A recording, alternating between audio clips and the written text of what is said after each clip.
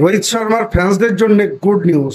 তার কারণ সোশ্যাল মিডিয়াতে রোহিত শর্মার রিটায়ারমেন্ট নিয়ে যেভাবে ফেক নিউজ ছড়ানো হচ্ছিল তার উপরে জল ঢেলে দিল দেবজিৎ সাইকা।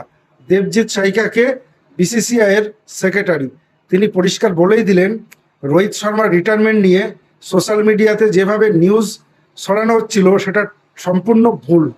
বিসিসিআইয়ের তরফ থেকে এখনো কোনো রকম রোহিত শর্মার রিটায়ারমেন্ট নিয়ে কোনো আলোচনা করা হয়নি, এবং যেটা বলা হচ্ছিল যে রোহিত শর্মাকে জানিয়ে দেওয়া হয়েছে যে ইংল্যান্ডের মাটিতে তুমি অবসর নিয়ে নাও, না হলে এরপর পরে তোমাকে টিম থেকে সেটে ফেলা হবে।